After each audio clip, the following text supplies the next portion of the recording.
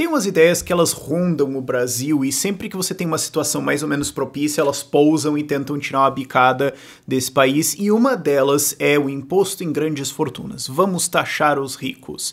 E sempre que isso dá uma pousada para tentar fazer alguma coisa, eu tenho que fazer um vídeo lembrando por que isso não vai funcionar, e adiciono eu nesse vídeo, tem uma chance desse imposto sobre os ricos virar, na verdade, um imposto nos pobres, porque isso já aconteceu na França. Então vamos entender o que está acontecendo. Antes de tudo, é preciso entender que o argumento real mesmo, o melhor argumento contra imposto em grandes fortunas, é que imposto é roubo. Você nunca concordou em pagar isso, você nunca concordou com o país mandar em você, você nunca concordou com esse regime político e o Estado invade a sua propriedade e obriga você a participar dele.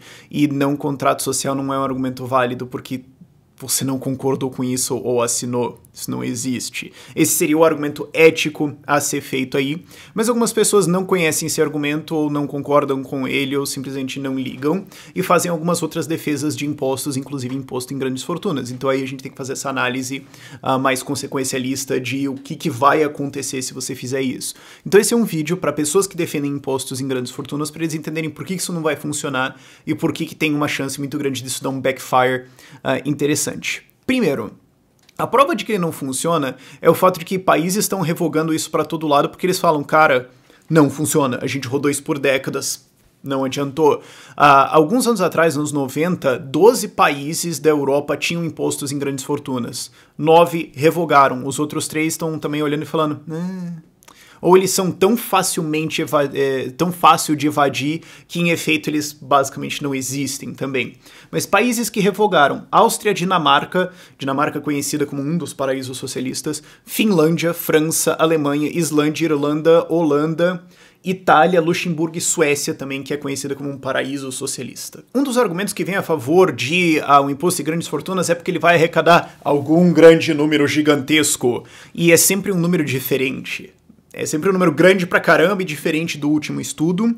E quando você vê as contas, é algumas presunções meio malucas, tipo, vamos tributar a propriedade de todas essas pessoas, então elas vão, tipo, vendendo isso pra pagar a gente, o que não vai acontecer. E também tem umas presunções ainda mais malucas que, tipo, todos os ricos vão não tentar evadir esse imposto de alguma forma e eles vão ficar no Brasil e pagar tudo certinho, o que, tipo, não, isso não vai acontecer. Mas quando você faz essas presunções malucas, sim, você consegue números gigantescos. Agora vamos ver como isso foi implantado de fato no mundo. A Europa é um bom exemplo. Os países que tinham impostos em grandes fortunas conseguiam uma arrecadação de 0,2% do PIB em média. O que é... não vale.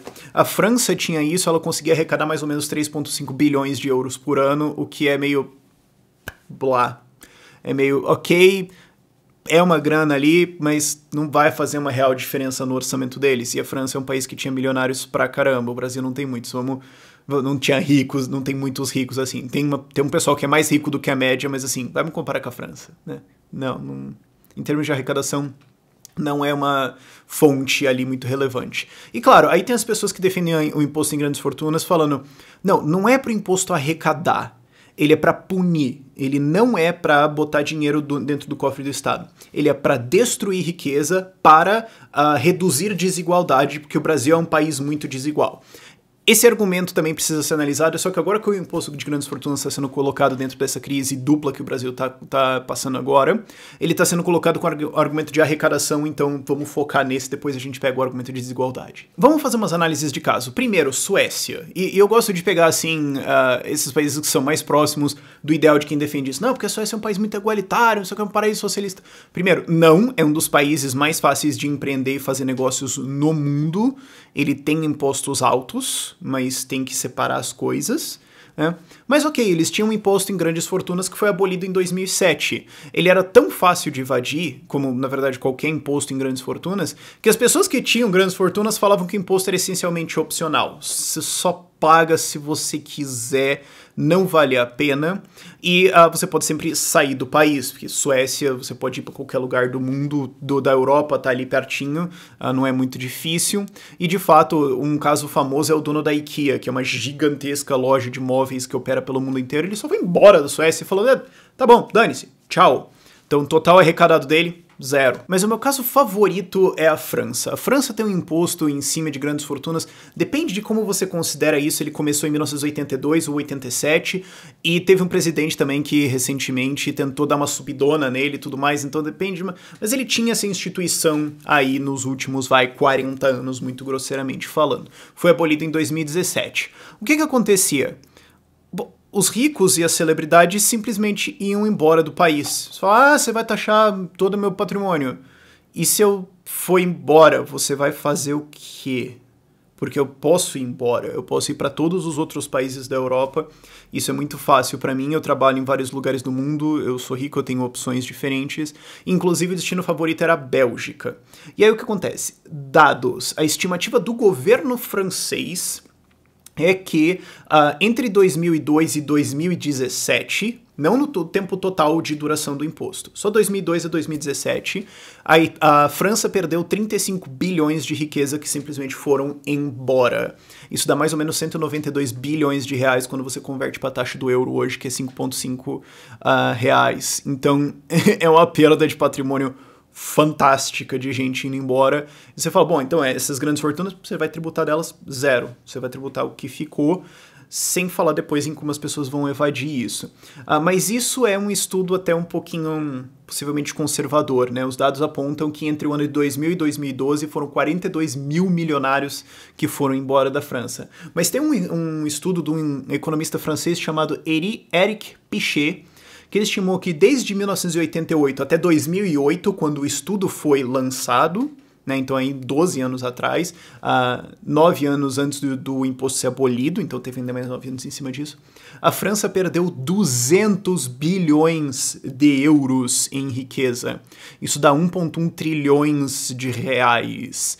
E aí ele faz umas contas de tipo, ok, mas quanto que isso dá no PIB e tudo mais? Eu discordo com a metodologia de como você pode fazer isso e tudo mais, mas o fato é que tem gente que defende esse tipo de metodologia e geralmente é quem defende imposto em grandes fortunas também, ou vai olhar para impostos eficientistas e tudo mais. Então assim, mesmo que eu questione a metodologia desse cara, quem usa esse argumento vai ter que concordar com a metodologia dele. Então, ele calcula que isso reduziu o PIB da França em 0,2% ao ano e reduziu a arrecadação tributária da França em 7 bilhões de euros. Só que a França coletava 3,5 bilhões de euros por ano com o imposto em grandes fortunas. Então você perde 7 para ganhar 3,5. Pergunta, quem pagou os outros 3,5? Porque se você teve uma perda de arrecadação em ganho pequeno, quem paga o gap? Quem que paga o resto? O resto da população. Então o imposto nos ricos virou um imposto nos pobres. Agora eu tenho certeza que a Bélgica adorou essa migração de capital para dentro do país deles, né? Tá ali do ladinho, tal, a gente entende francês, seja bem-vindo, traga a sua riqueza. Se a França não vai te tratar bem, eu vou, pode vir para cá. Então lição de vida para vocês, não seja a França, seja a Bélgica. Agora, como é que ricos podem desviar disso? Porque isso aí a gente tá contando só quem, tipo, foi embora, então a arrecadação vai ser zero. Agora, o fato é, cara, rico pode contratar advogado e contador. Eles têm à disposição deles toda a estrutura tributária do país para encontrar buraco para não pagar imposto disso. Porque assim, você que ganha salário e é denunciado pelo seu patrão porque ele é obrigado a denunciar você para a Receita Federal cruza, vai lá e pega um pedacinho da tua renda. Agora, isso é fácil de Receita Federal pegar. Agora, rendimentos de empresas, o que a empresa paga para você e o que ela paga de salário, o que ela te dá e tudo mais, especialmente quando você é o dono da empresa. Empresas multinacionais, outras fontes de renda, lucro de venda de obras de arte, tipo, como é que você vai... Tem muitos jeitos que ricos conseguem evadir isso, tanto que isso é uma indústria.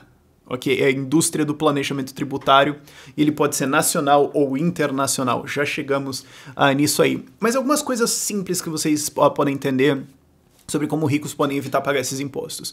Uma coisa é, como é que você vai montar esse imposto? Ele pode ser no patrimônio ou no patrimônio líquido? Porque se eu tenho patrimônio, mas eu tenho dívida, então eu tenho patrimônio líquido, certo? Tem que ver o que eu realmente tenho e o que realmente conta. Só que se você fizer isso, você tem um incentivo para ricos falarem, então se eu tomar uma porrada de dívida, o meu patrimônio líquido reduz e daí eu pago menos imposto em cima do meu patrimônio. Daí eu pego essa dívida e eu posso investir em outras coisas, ou tirar o dinheiro do país, ou fazer algumas coisas assim. Então, eu posso pegar mais dinheiro, que me permite... isso me cria um incentivo para eu fazer isso, reduz o meu custo de carregar a dívida, Porque antes eu teria que pagar os juros, mas agora é os juros menos o imposto que eu tô deixando de pagar, então vale a pena. E agora eu posso usar isso para comprar mais coisas. Então você incentiva o cara a correr mais risco e você também não consegue muitas coisas em cima disso, honestamente. Então vamos fazer o seguinte, vamos fazer em cima do patrimônio bruto do cara. Tá, qual é o patrimônio bruto do cara? Você vai precisar de um exército de auditores fiscais e de sistemas e de avaliadores e tudo mais para descobrir qual é o patrimônio do cara. Por exemplo, ele tem um quadro do pintor Zezeblet, que veio de algum lugar lá, e ele falou que o quadro vale 250 mil dólares.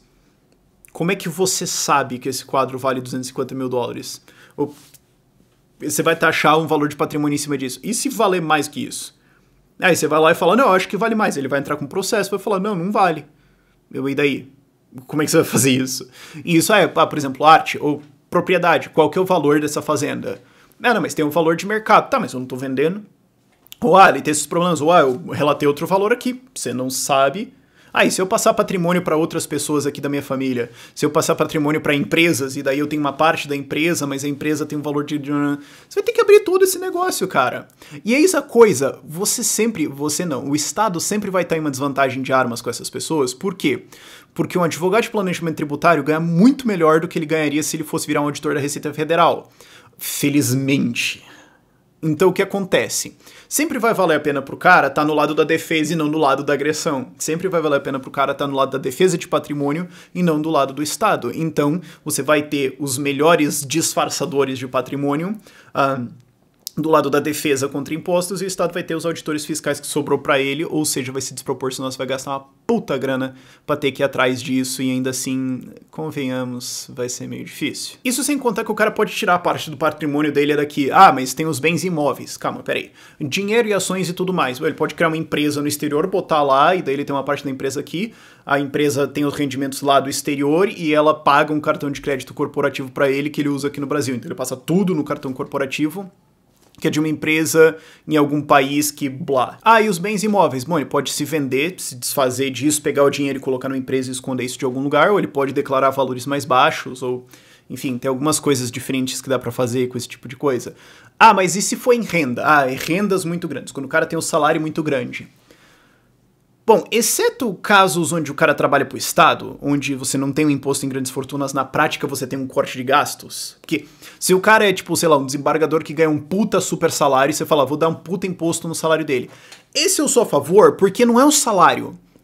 Ele tá recebendo dinheiro de imposto. Então você pegar dinheiro das pessoas, roubar dinheiro via imposto, e dar pra alguém e depois pegar um pouquinho de volta, não é um imposto, é um corte de gastos. Então, tá. Mas fora isso... Você tem as pessoas que têm grandes salários, têm a ter posições muito altas em empresas, ou serem donas delas. Então o que ele faz? Fala, cara, baixa o meu salário aí, e daí a empresa me dá o aluguel de um apartamento gigantesco, e um carro, e outro carro, e paga a escola dos meus filhos, e paga não sei o que, e paga não sei o que, e paga não sei o que, e depois eles me pagam, 15 mil reais por mês, e eu pago imposto em cima disso. Cara, isso é trivial. Tá, mas a gente vai auditar a empresa. De novo, a gente volta pro problema do exército de auditores da Receita Fiscal que você vai ter que ter pra ir atrás desse tipo de coisa, e isso vai custar muito, muito caro. Sem contar o fato que você pode simplesmente pagar uma propina pra esses caras. Ou a empresa pode dar jeito de pagar o cara, vou te pagar em ações, em opções de ações lá na frente, ou em opções de não sei o quê, ou a gente vai te fazer um pagamento no exterior. Não pode isso. Não. Mas vai acontecer. Gente, drogas também são ilegais. E elas também são vendidas amplamente. E tem imposto pra caramba em cigarro. E isso faz o quê? Tráfico de cigarro. Pessoas cometem crimes, ok? Isso acontece. Então os caras vão ser pagos no exterior. Nós vamos caçar. Com que exército de Receita Federal que você vai pra cima disso? E quanto que vai custar você auditar dezenas de países pra ver se lá tem uma empresa que tá pagando o cara? Isso vai ser divertido de fazer. Outra coisa. Não, a gente vai realmente apertar o cinto no cara. Tá bom. Ele dá a saída definitiva do Brasil e fica aqui no país menos de 183 dias, o que faz com que legalmente ele não tenha que pagar impostos no Brasil. Não é uma pessoa tributável porque ele ficou menos de metade do ano. Então ele pode ficar no exterior com os dinheiro dele lá e daí vem trabalhar no Brasil parte do tempo e o resto ele faz remoto ou alguma coisa assim. Porque ele é rico! Ele é rico! Ele pode fazer isso. É uma alternativa. Inclusive, algumas pessoas que estão na lista de pessoas mais ricas do Brasil já fazem isso. Você que não sabe. Ok? Outra coisa. Então vamos fechar as portas mesmo. Vamos fechar tudo. Não tem como o cara fazer nada. A gente vai pegar o dinheiro dele. Tá bom, ele foi embora. Ele foi embora. E agora, vai fazer o quê? Roubar o cara no aeroporto? Algumas pessoas vão de fato defender isso. Não, rouba o cara e prende, ou rouba o cara e deporta e tudo mais, mas com esse pessoal eu não tento argumentar porque não adianta. Agora, assim, só pra lembrar, isso já tá acontecendo. As pessoas já estão indo embora e isso também é uma prova de como impostos em cima de grandes fortunas e, no geral, falta de liberdade econômica causam destruição econômica. Em 2015 e 2016, os 3 países que mais perderam milionários foram campeã França, antes de abolir o imposto em grandes fortunas, né, somando 2015 e 2016, eles perderam 22 mil milionários. O segundo lugar é a República Democrática da China, que perdeu 18 mil milionários. E em terceiro lugar, parabéns, Brasil! Parabéns, Brasil! 10 mil milionários foram embora só em 2 anos aqui no Brasil. Quais foram os vencedores que trouxeram mais milionários? A Austrália com 19 mil. E pensa assim, não só eles têm o maior número absoluto, mas a Austrália tem 25 milhões de habitantes. Então se pousar 19 mil milionários lá, vai ter um puta efeito econômico isso. Vai ser bom para desenvolver a economia dos caras. Segundo lugar é os Estados Unidos com 17 mil, que também é um número alto, mas quando você compara com a Austrália, os caras tomaram couro, né, convenhamos. E o Canadá com 13 mil, suspeito que muita gente brasileira fugindo da Dilma. Eles têm uma menção honrosa que é para Nova Zelândia. Eles conseguiram 6 mil milionários, mas a população do país é 5 milhões de pessoas. Então, como a população do Brasil é 210 milhões de pessoas, tem que multiplicar isso por 22, o que chega ao número de que é como se o Brasil tivesse atraído em 2 anos 132 mil milionários, o que é uma puta galera. Então, parabéns, Nova Zelândia. É nisso que dá a ser o país mais fácil de fazer negócios do mundo. Se você trata as pessoas bem, elas vão lá. Aliás, em 2019 o fluxo foi um pouquinho diferente. O Brasil perdeu 2 mil, a França e Reino Unido perderam 3 mil cada. O Reino Unido suponho que é por causa do Brexit.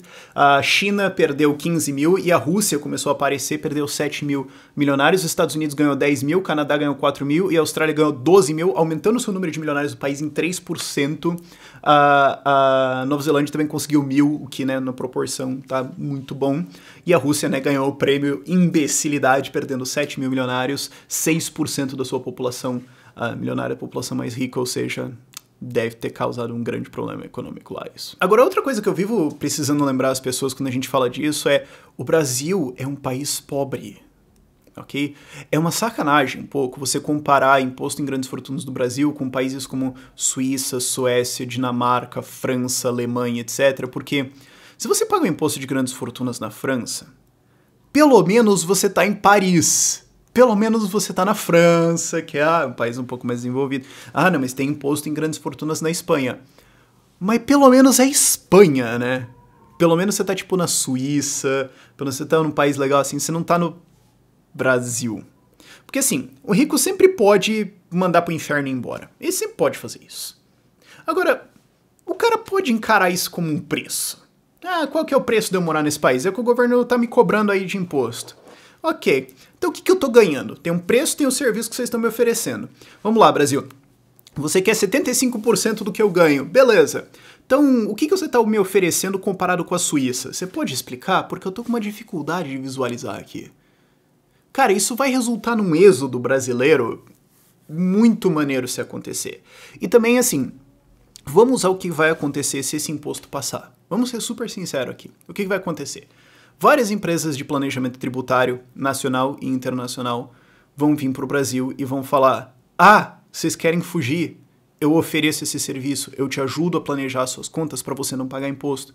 Eu te ajudo você a se planejar para sair do país ou para dar algum jeito de você não ser assaltado tanto assim. Por quê? Porque eu vou cobrar muito menos do que o Estado está te roubando. Inclusive, algumas dessas empresas cobram em porcentagem do que ela vai economizar para você. Então ela falou, se eu te economizar $1 milhão por ano, eu cubro 10%, você vai me pagar $100 mil aí para eu fazer esse serviço para você. O que é óbvio que é uma puta boa ideia. Inclusive, e eu já devia estar fazendo isso, eu sou idiota. Inclusive, eu vou anunciar essas empresas. Se você tem uma empresa de planejamento tributário, me contata, eu quero anunciar você, pô. Vamos atrás dessas empresas. E se isso passar, cara, aí sim que eu vou passar o rodo. Nossa, a gente vai pegar contratar essas empresas de planejamento tributário, de como tirar pessoas do Brasil para elas pagarem menos imposto e tudo mais, anunciar os caras, pegar esse dinheiro e usar para acabar com o Estado. Eu vou basicamente monetizar a imbecilidade estatal. O que meio que já é o meu trabalho, mas devago. Mas ok, você pode até ter concordado comigo e falado, não, de fato, em termos de arrecadação isso aí vai ser um desastre e tudo mais, mas pelo menos, né, a desigualdade é reduzida no Brasil, porque algumas pessoas defendem isso como uma medida de redução da desigualdade. E a gente pode entrar na debate se desigualdade é uma métrica útil ou não, eu acho que não, mas isso não interessa. O ponto é, você quer combater desigualdade? Ok, por que não combater ela por baixo e não por cima? Porque assim, você pode combater ela por cima, falar, vamos ferrar com os ricos. Tá, ok, mas o que você vai conseguir? Um país mais pobre. É isso que você vai conseguir, porque eles vão embora, você vai ter uma fuga de renda e tudo mais. Você pode combater isso por baixo. E o Brasil é um país fantástico. O Brasil dá aula em como manter pobre, pobre. Certo? Assim, vamos lá. Escravidão, óbvio, para começo de conversa. Mas logo depois você tem várias outras medidas para manter o pobre pobre. Por exemplo, lei de terras. Ah, você é negro. Você não pode ter terras. Você está condenado à pobreza eterna. Gente, essa é uma lei que diz que se você é negro, você tem que ser pobre. Essa é uma lei que diz quem é pobre vai ter que continuar pobre. Por quê? Para não incomodar os ricos. Isso é uma intervenção estatal. Isso aí foi de uma crueldade e de uma imbecilidade realmente impressionante. Mas a gente não precisa ir lá para trás para encontrar exemplos de leis que dizem pobre tem que continuar pobre. Cara, toda a regulamentação e burocracia, papelada e dificuldade para você abrir e rodar uma pequena empresa. Porque quem que roda micro e pequena empresa? Gente, pobre. Não é milionários têm empresas médias ou maiores. E o que acontece é que toda vez que você passa uma regulação, uma burocracia, alguma papelada que impõe um custo, esse custo vai ser o mesmo para uma empresa pequena e para uma empresa grande. É só que a empresa grande fala, paga, foda-se. E a empresa pequena pode sofrer por causa disso. E isso impede que empresas pequenas consigam competir com as grandes e cria concentração de mercado nas grandes empresas. Qualquer medida, qualquer lei, qualquer regulação, qualquer estrutura estatal de qualquer tipo que tenha o efeito de criar custos para empresas é uma estrutura institucional, é uma lei, é uma regulação que aumenta a desigualdade. É uma regulação que cria custo e que vai favorecer as grandes empresas e punir as pequenas empresas. Todas elas têm esse mesmo efeito. Então seja a favor de cortar elas. Requerimento de alvará. Felizmente a lei da liberdade econômica derrubou isso, mas era um exemplo clássico. Outro exemplo simples também, dificuldades de registrar propriedade, de você falar que o que é seu mesmo. Um monte de gente pobre no Brasil tem um monte de terra que não está escriturada, que não é legalmente dele, daí a pessoa não consegue ter acesso a crédito, não consegue vender essa propriedade, não consegue começar a construir alguma estrutura em cima disso. Por quê? Porque você não tem propriedade privada nisso, porque por algum imbróglio estatal muito chato e longo, aquela terra legalmente não é daquela pessoa. É por isso que toda vez que tem alguma iniciativa que é de dar a terra da pessoa para ela mesma, de dar escritura, eu aplaudo isso pra caramba. Porque você tá tendo basicamente o efeito contrário da lei de terras, quer dizer assim, você não pode ter terra. Não, você pode ter, já é tua, tá aqui o papel, desculpa que a gente levou, 60 anos pra fazer isso, agora você pode começar a sua vida. Medidas como essa vão reduzir desigualdade no Brasil. Qualquer coisa que facilite investimento internacional ou investimento de maneira geral. Por quê? Porque isso vai facilitar investimento em empresas e novas empreitadas, aumenta a competição, permite que empresas pequenas cresçam e dificulta para as empresas grandes, o que dificulta para a galera ricona e vai achatando, reduzindo desigualdade. Outro exemplo simples. Medidas de livre comércio. Para que serve protecionismo? Para proteger empresas estabelecidas contra a concorrência internacional, subindo custos para quem consome os produtos, de maneira geral os pobres, para garantir maior lucro para quem produz eles, de maneira geral os ricos. Acaba com protecionismo, livre mercado nessa coisa. Pronto, custos vão baixar, empresas grandes vão ter maior competição, ricos perdem, pobres ganham. Enfim, eu acho que você já pegou o conceito. A gente podia continuar esse vídeo aqui até o infinito e basicamente eu ia descrever toda a estrutura legal, institucional e tributária do Brasil e te mostrar como ela gera desigualdade, mas eu acho que você pegou o conceito. Se você quer combater desigualdade, vai combater isso. Ou você pode combater também uma porrada de privilégios estatais. Super salário de desembargador e de coisa no judiciário. Claro, tem pra todo lado, mas o judiciário é onde o negócio é realmente maluco. Lagosta e champanhe pra ministro do STF. Sério. Pode combater esses privilégios estatais também. Isso vai reduzir desigualdade. Por quê? Porque é pobre pagando imposto para alguém rico ganhar mais coisa ainda do Estado. Dá pra combater esse tipo de coisa. Agora, tentar combater isso por cima, simplesmente punindo as pessoas mais ricas por serem ricas como se isso fosse algum tipo de crime, só vai fazer com que elas evadam isso ou, né, legalmente, ou vão embora do país, o que é ok, vai baixar a desigualdade, e agora você tem um país mais pobre porque pessoas que geram emprego e geram riqueza estão indo embora. E isso já está acontecendo no Brasil. O Brasil está perdendo mais de 20 mil pessoas por ano dando saída definitiva. O número subiu bastante. 2019 bateu recorde. Em 7 meses, eu acho, 7 ou 8 meses, deu 22, 23 mil pessoas, que era o número inteiro de 2018. Em 2020 eu não quero nem... Nossa senhora, isso aqui vai ser feio pra caramba. Já estão indo embora várias pessoas produtivas. A gente precisa trazer elas de volta. Punir elas por isso não é uma boa ideia. O que a gente precisa é de mais competição e de mais liberdade. Punir a coisa por cima, tentando reduzir desigualdade, ok, vai reduzir desigualdade, porque daí todo mundo vai ser pobre igualmente. O que não parece uma ideia muito interessante. Fontes vão estar na descrição, por esse vídeo é isso. Tchau, tchau.